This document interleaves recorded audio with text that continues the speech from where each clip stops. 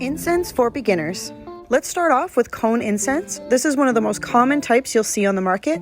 They are typically sold in little boxes or resealable bags. You'll need a heat-proof surface to burn your incense on.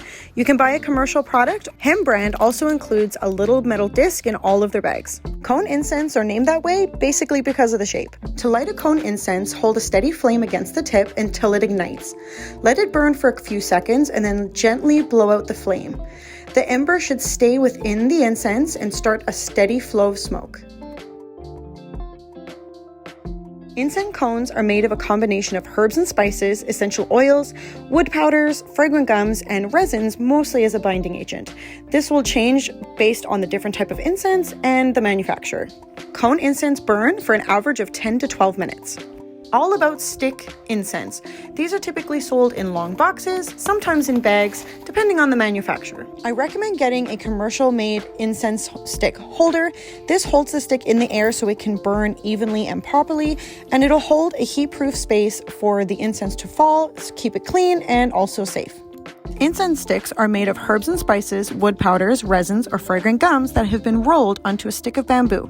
To light an incense stick, hold a steady flame against the tip, allow it to ignite, give it a few seconds, and then gently blow out the flame, and you should have a steady stream of smoke. Incense sticks typically burn from 20 to 40 minutes. All about backflow incense. Backflow incense are meant to be burned with a specific type of burner. Backflow incense are in the shape of cones, but they have a hole on the bottom, compared to a standard incense cone that does not have a hole on the bottom.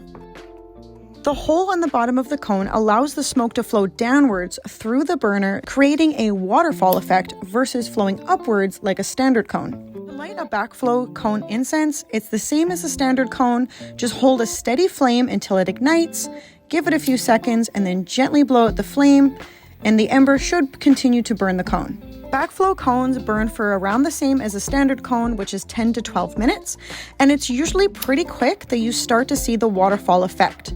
Now, this is only dependent on the ambient air in the room being stable and steady. Any kind of airflow through the room will disrupt that waterfall effect.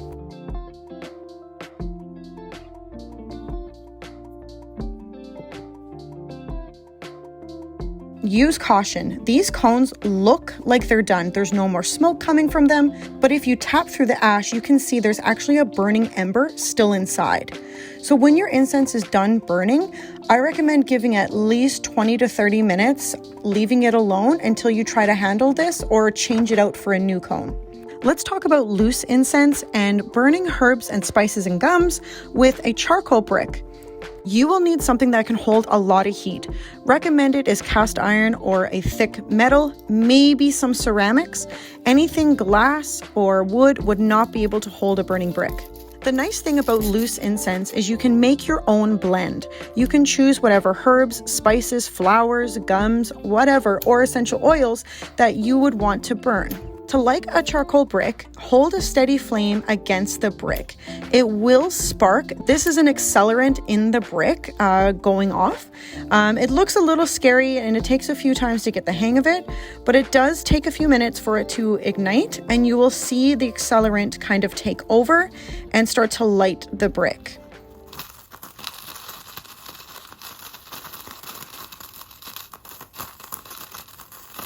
Slowly add your herbs on top of the brick. I recommend only using a small amount at a time, because if you dump too much at once, you can actually suffocate your brick and it will no longer burn.